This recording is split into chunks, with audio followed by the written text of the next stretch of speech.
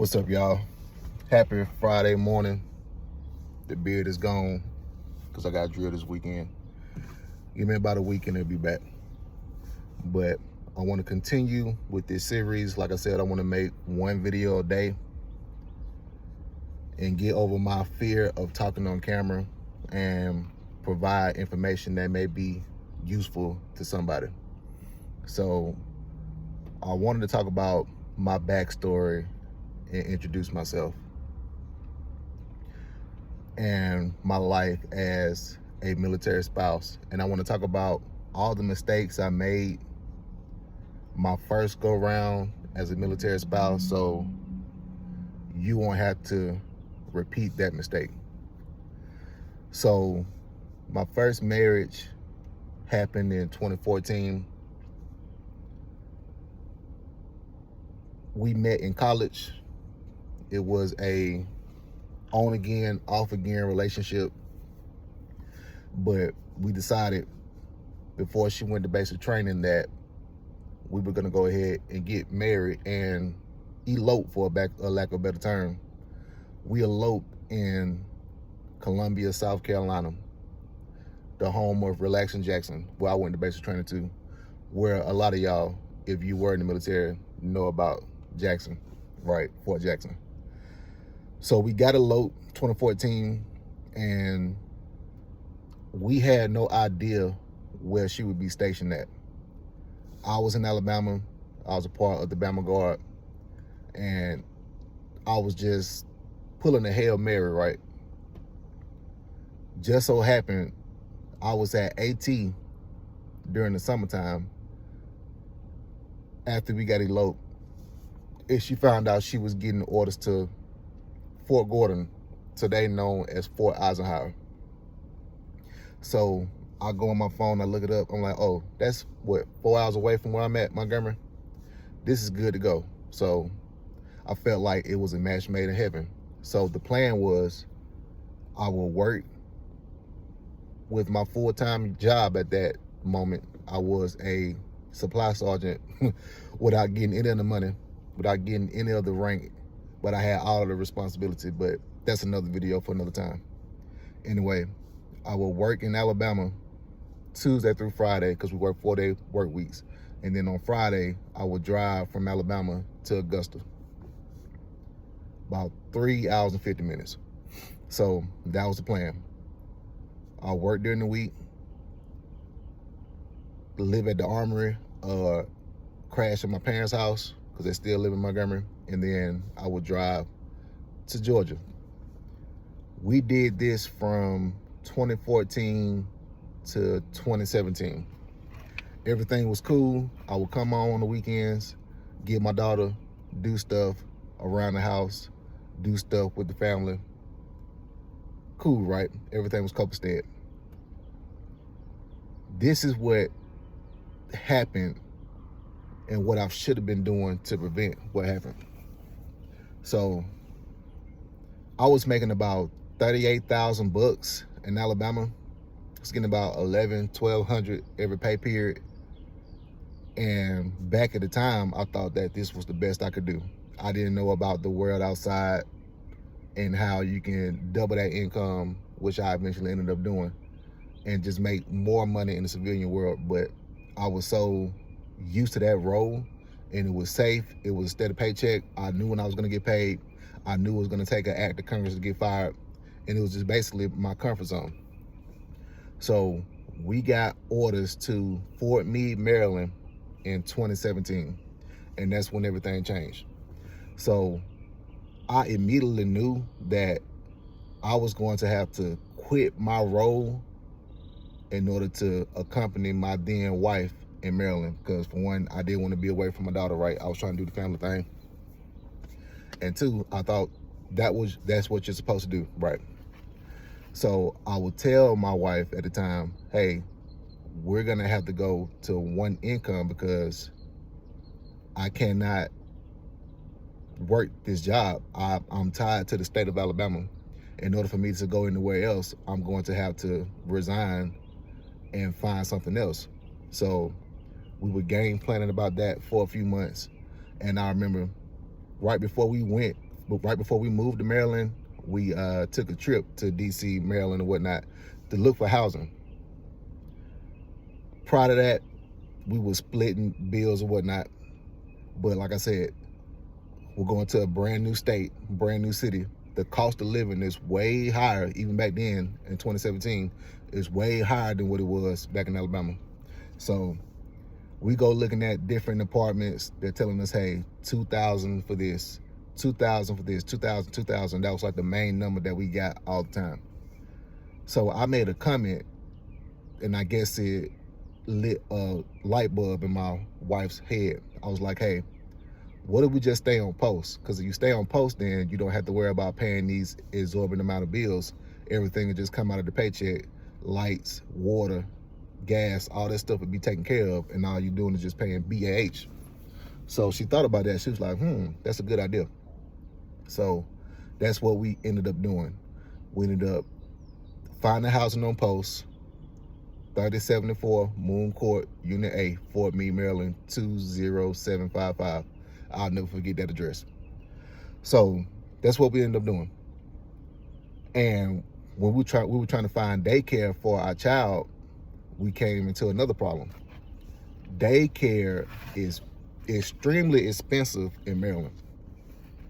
And so we made a decision. We was like, hey, if I go to work, I'm just going to be going to work to pay daycare, and that's it. So it would make more sense for me to be a stay-at-home father, absorb that cost, save us that cost, and we get to have our child in the house with me while she goes to work, does what she has to do, and I take care of the house. That was the plan. And that plan worked for that plan worked from 2018 until the end of 2019 till it wasn't cool no more. And that's where I'm going to get into the mistakes I made. So hopefully, as a spouse, you don't repeat this same mistake. Back in 2018, 2017, or even when we got married in 2014, what I should have been doing is honing in my skills when it came to supply chain and logistics, warehousing, or whatever industry you're in. You need to make sure that you become an expert at that skill. That way you can be ready to be employed anywhere you go in the United States of America. Now, when you throw in overseas tours, that puts a whole nother wrench in the game. But I'm just talking about strictly United States in my situation. That's what I should have been doing. I should have been doing resume training. I had a resume, but it was crap compared to what you see today out in the market. And I should have been networking. I should have spent more time trying to network in Augusta. I just treated Augusta like my weekend home because I was just really there on the weekends. That's all I did. What I should have been doing is the things that I'm doing now. I should have been honing my skills when it came to supply, and I should have been networking. So when I say honing my skills, I should have been in some type of training, in some type of schooling. I really didn't do that for my first marriage. I didn't do that at all. So I take responsibility of that. Spouses, you really need to focus on your education. You need to make sure you don't need to be Poindexter, you don't need to be Einstein, but you need to make sure that you're proficient in whatever roles that you're in, so you become very good at that role. I didn't do that, and I wish I would have done that earlier. I've done it now, but like I said, I'm correcting my mistakes. If I would have done that, I would have been more attractive to the job market in Maryland. And another thing that I should have done more market research on where we were going to. So like I said, I should have done more market research in Augusta. Maybe I could have found something in Augusta eventually, moved over, made more money, but I was comfortable. That leads to my next point. Don't get too comfortable where you're at. You find something that you like and you feel like you're going to be there forever. As a spouse, you're not going to be there forever unless somebody can pull some strings, you get orders extended, or they end up retiring out in that city. That's the only way that could possibly happen. But you need to make sure that you do not get comfortable where you're at, because there's always the option of moving and you having to start over from ground zero. And you don't want to do that. So you want to make sure that you get prepared in any way that you can get prepared. So when we got to Maryland, like I said, if I would have studied a little bit more, if I would have done some more networking a little bit more, I would have been a lot better off earlier versus being better off after the marriage dissolved. Another thing I could talk about, you need to find people. Let's get to networking. Like I said, you need to find people in your area, whether it's physically or online, that do the same things that you do, and you need to have conversations and talk with them. Me, I'm a very introverted person. I don't like talking like that, but like I said, I'm breaking out of my shell to just talk about my life more and more. Networking will save you so much time and can jump you in front of the line for future opportunities, especially as a spouse. Now, I have a slight advantage because not also am I a spouse. I'm a service member, so I can use that uniform. I can jump in that uniform and network more than somebody in the civilian world can do. But for so many years, I didn't do it. Everybody else has lapped me. So I was really playing catch up to try to get myself in a better position to where I am today. But now I'm faced with another problem, but that's a video for another time. What's something else I can tell you about being a military spouse? So I was a male military spouse. I know the Army and the military, they're still set up in the old ways where they assume that the mom is just going to be a stay-at-home mom. They don't really have a lot of resources for spouses. They do now, but back then they were few far in between. Being a stay-at-home dad was one of the most rewarding jobs I ever had, but it was also one of the most financially frustrating jobs I ever had, because I felt like me not being able to contribute to the house was kicking my ego. It was tearing my ego apart, even though I was getting to spend this much time with my daughter every day, teaching her how to walk, teaching her how to talk, teaching her how to do her ABCs, teaching her how to spell a name. That was times that I will always cherish, but at the same time, as a man, it hurt when something happened in the house and I wasn't able to pitch in to help. Something happened with a car, I wasn't able to pitch in to help. That hurt me to my core. So one thing I would advise men or women in this position that don't want to be just a stay-at-home parent, which I'm not kicking it or whatnot, because like I said, it's a very important job to have. It's one of the most important jobs I had. Dabble in entrepreneurship, something that you can do to make you a couple of dollars to where you're not dependent on your spouse to bring in that check every 1st and 15th. As the kids call it today, motion. You need to develop some type of motion, something that you're good at or something that you're not good at. Learn that and find a way to make you a couple of dollars on the side. So like I said, you're just not waiting for them to come in with that check and take care of your life, especially if you have some type of go-get about yourself, or you have some type of entrepreneurial spirit. Something that I did that helped me out, I sold t-shirts. So as you see this shirt I got on right now for my company, I made this. I got into the hobby of making shirts. I had my own side business. I was selling shirts, hats, jackets, you name it and whatnot. It kind of sort of blew up as the years went on, but I just stuck with it because I wasn't making a lot of money at first. I was making like $10, $15, $17,000 a year, whatnot. But as time went on, I stayed with it, and I remember my biggest year, I made like $60,000 to $70,000 from that t-shirt business. I wish I would have stayed with it. Now it's more of a hobby more than it is a business, but that's something that I did that I said, okay, I can do this and I can find a way to keep money in my pocket. And that's how I kept money in my pocket for things, and I wasn't dependent on my wife to foot the bill or whatnot. But continuing on with the story, so like I said, things were good until they weren't good anymore. So eventually my ex-wife got tired of footing the bill, even though that was the agreement that we came to and we said we were going to do. And things fell apart from there, man. So ended up And I'm not saying this to put her on blast. I'm just telling the story as it happened and whatnot. I won't go into any details that might make her look bad, but I'm just telling you the truth. So around October 2019, that's when the shift started to happen, and I felt like the marriage was dissolving. Brought it to her attention. She was like, yeah, I want to get a divorce. The details are the details, right? But let's just get to the overall thing of what happened. The marriage did end up working out 2019, and now I'm trying to figure out how I'm going to pick my life up or whatnot, right? So y'all know what happens after 2019. It's 2020, the COVID year. I just so happen to be in the Guard. What happens to me? Boom, I get activated. I'm in the state of Maryland, so it's a hot zone right now. Everything's going on.